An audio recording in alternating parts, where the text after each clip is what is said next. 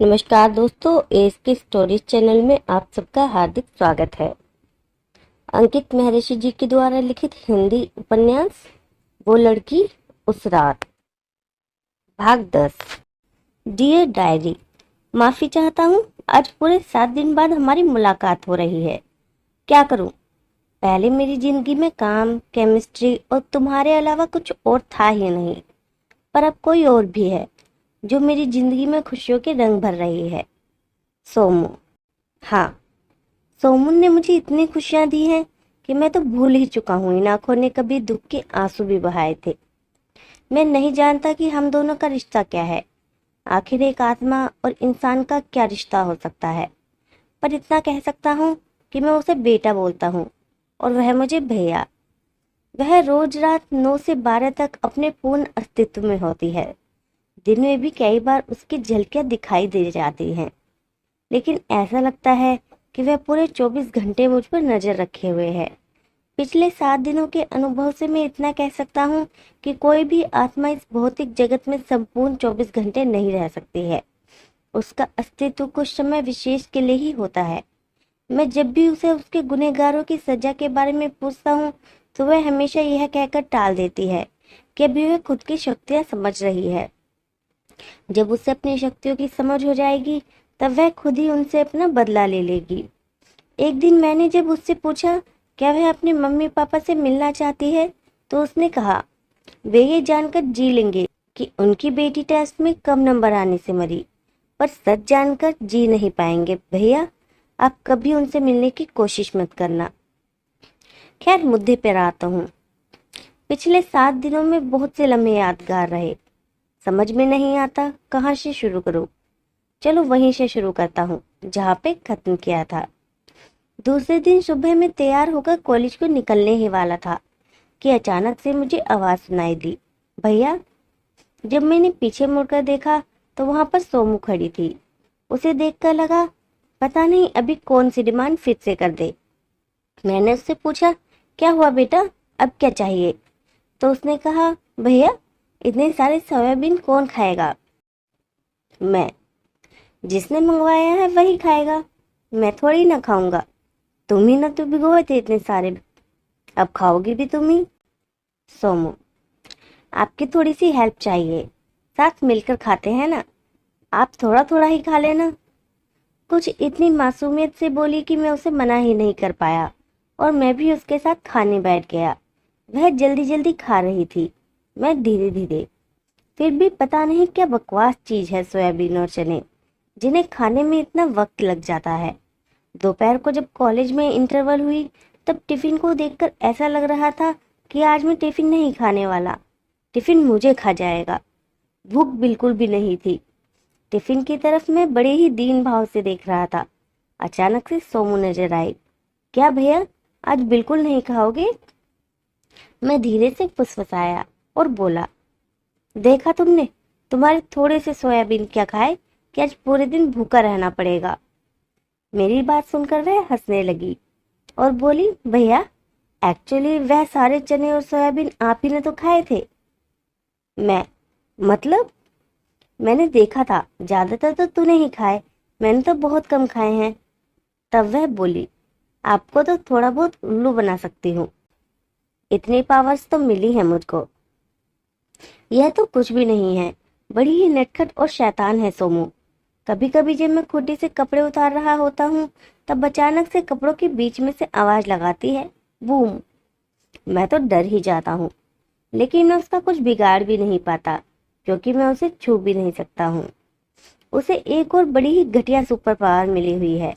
जब मैं नहा रहा होता हूँ, खास तौर पर जब पूरे चेहरे पर साबुन लगी होती है, तब वह शावर बंद कर देती है और उसके बाद काफी देर तक हंसती है।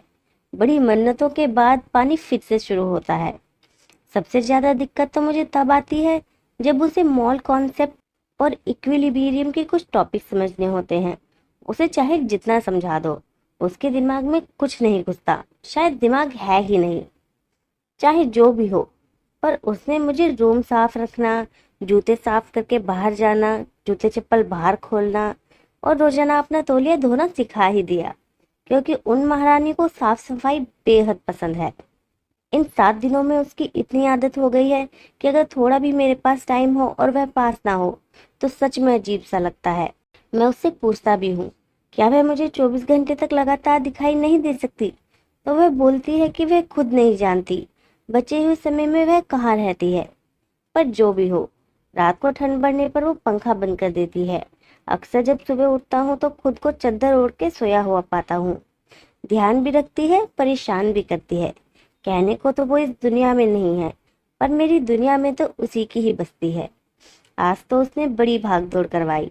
दरअसल बात यह है, आज अमावस है। जैसे कि महन जी ने बताया था कि हर अमावस को उसके नाम का कुछ मीठा खाना गरीबों को खिलाना है या गाय को देना है।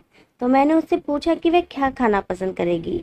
तो वह बोली कि पहले उसे नमकीन बहुत पसंद थी, आजकल केवल मीठा खाने का ही मूड करता है।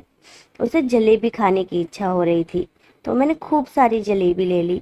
मैंने कच्ची बस्ती, भिखारियों में, पशुओं को हर जगह जलेबी पहुंचाई, यहाँ तक कि मंदिर में पुजारी को भी दी, यह कहकर कि उस तक ये पहुंच जाए। पर हकीकत में देर शाम तक भी उसने यही कहा कि वह अभी भी भूखी है। फिर शाम को पास ही के किसी तीर्थ पर कोई भटकी हुई बुजुर्ग महिला मिली जो रो रही थी। उन्हें अपने घर का पता अच्छे से याद नहीं आ रहा था, शायद पैसे भी उनके खत्म हो गए थे। उसने कईयों से मदद की गुहार लगाई, पर सभी लोग उससे यही कह रहे थे कि यह पैसे ठगने का जाल है। मुझे उनकी बातों में सच्चाई सी लगी। मैंने उनसे बातों ही बातों में पूछा, क्या वह अपने पर्स में अपने घर के पते को लिखकर चलती है या घर पर किसी ने लिखा हो? तो उसने पर्स खोलकर दिखाया, तो उसमें एक कागज था जिस पर एक मोबाइल नंबर लिखे थे। मोबाइल नंबर उनके किसी दूर के रिश्तेदार के निकले, जिनसे बात करके मैंने उनका पता निकलवाया। उसके बाद उन बुजुर्ग महिला से प्रार्थना की कि वह खाने में थोड़ी सी जलेबी ले ले और यह प्रार्थना करे कि यह किसी सोमू नाम की लड़की को मिल जाए। वह इन सब परंपराओं को जानती थी और उन्होंने ऐसा ही किया। और मजे की बात यह थी, जैसे ही उन्होंने जलेबी खाई, मेरे ठीक पीछे से अचानक सोमू बोली, हाँ भैया, इस बार मिल गई है। सोमू फिर जलेबी को आंखें बंद करके इतना रस लेकर खा रही थी कि उसे देखकर ही हर किसी की जलेबी खाने की इच्छा हो जाए। फिर मैंने उन बुजुर्ग महिला को बताए गए पते के हिसाब से बस में बिठाया और कंडक्टर के नंबर उनके रिश्तेदार को दिए। इन छोटी छोटी बातों में किस हद तक सुकून छिपा होता है, मैं अभी तक इससे बिल्कुल अपरिचित था। अभी तक मानो जिंदगी काट रहा था, पर सोमू ने मुझे जीना सिखाया। मेरी सोनी तन्हा दुनिया थी, आकर तूने गजब कर दी। रंग भरती मेरे जहां में तू रंग भरती। इन सब के चक्कर में एक जरूरी बात तो बताना भूल गया। आजकल मुझ पर सैटनिज्म जानने का भूत चढ़ा हुआ है। मैं पूरे दिन सैटनिज्म पर गूगल सर्च करता रहता हूँ। जहाँ गूगल काम नहीं करती वहाँ ऑनियन सर्च करता हूँ। ऑर्बिट और ऑर्फक्स जैसे ब्राउजरों से मेरी यारी हो गई है। कुछ इंटरनेट लिंक्स ऐसे भी हैं जिनसे यह तय हो जाता है कि किसी सैटनिज्म किस हद तक खतरनाक है। विभिन्न प्रकार के सैटेनिक अनुष्ठानों के वीडियो भी मैंने देखे हैं। कुछ ऐसी किताबें भी खरीदी हैं जो शैतान को प्रश्न करने के तरीके सिखाती हैं। वे सभी पीडीएफ फॉर्मेट में हैं। आज इतना ही। Good night diary. Dear diary, आज पूरे 9 दिन बाद मुझे फिर से तुम्हारे पास आना पड़ा। लगता है सोमू ने अपने गुनहगारों को सजा देना शुरू कर दिया है। सोमू उनके साथ जो भी कुछ करती है वह सब मुझे रात को सपनों में दिखाई दे रहा है। इन सपनों में डर भी है और एक अजीब सा सुकून भी। शायद तुम इसे समझ ना पाओ, लेकिन मैं तुम्हें समझाने की कोशिश करूंगा।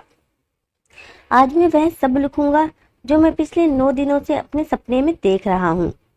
विनीत अपने कमरे में बड़े ही आराम से कूलर की तरफ सर करके सोया हुआ था। तभी अचानक बुरी तरह से आवाज करता हुआ कूलर बंद हो गया, जैसे किसी ने उसके पंखों में लकड़ी फंसा दी हो। खट खट की कान फोड़ देने वाली आवाज के साथ कूलर बंद हो गया, जो कमरे की खिड़की में विनीत के सिरहाने लगा हुआ था। आवाज सुनने के बाद विनीत घबराकर बैठ गया। कमरे में एक अजीब सी शांति छा गई। विनीत इधर से उधर देखकर स्थिति को समझने की कोशिश कर रहा था। शायद थोड़ा डरा हुआ भी था, पसीने की बूंदों को पूछते हुए।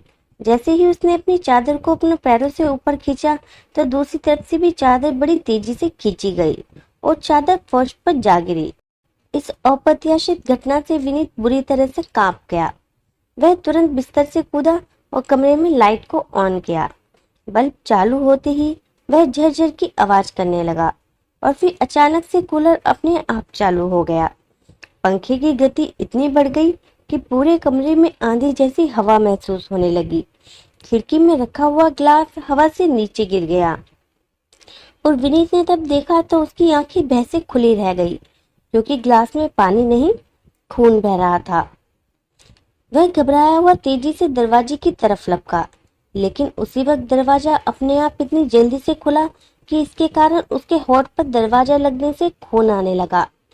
पास ही की खूंटी पर रखे तौलिए से उसने अपना मुंह साफ किया। तभी उसके पांव को नीचे से किसी ने खींचा और वो मुंह के बल जमीन पर जा गिरा। वह चिल्लाने की कोशिश कर रहा था पर उसकी आवाज नहीं निकल रही थी।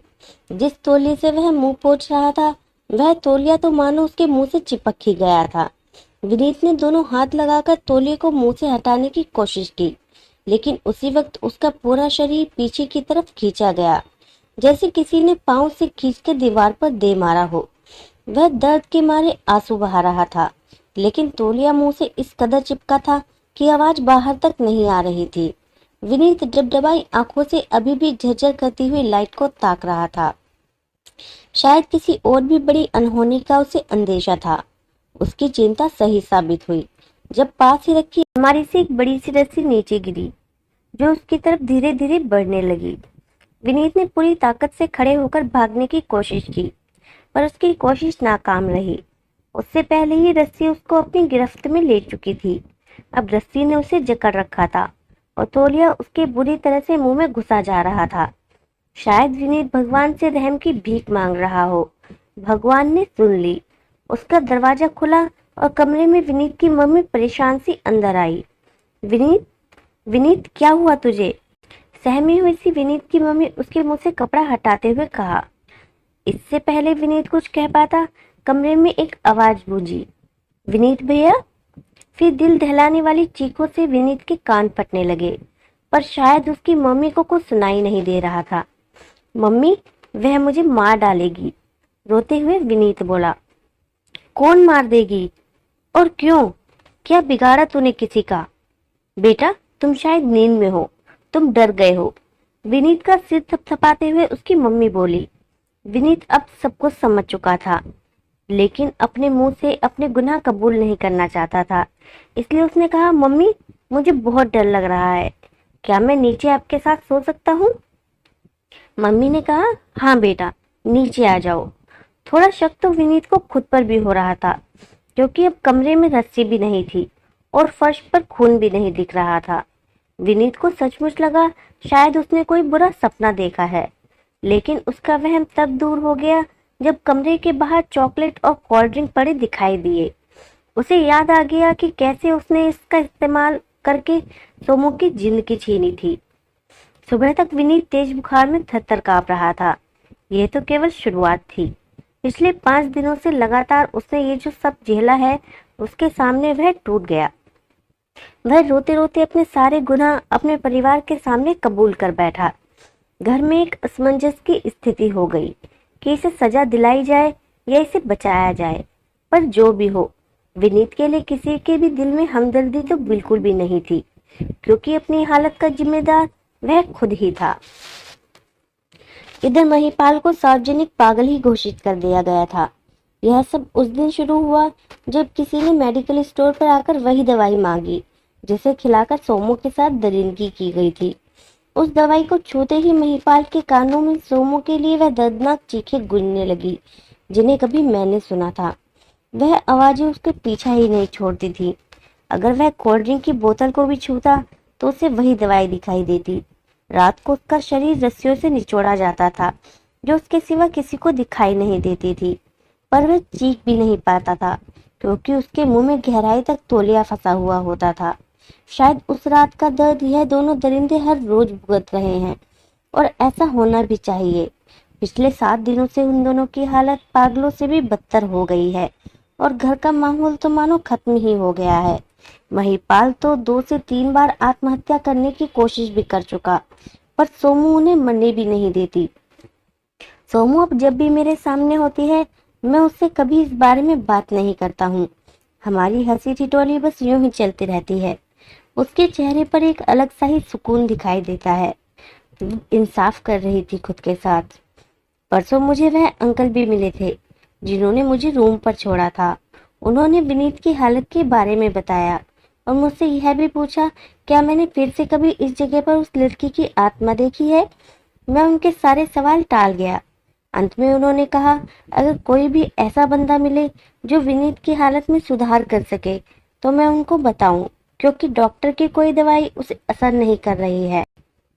और अंत में औपचारिकता पूर्वक हाँ कहकर मैंने उनसे विदा ली। आगे की कहानी अगले भाग में।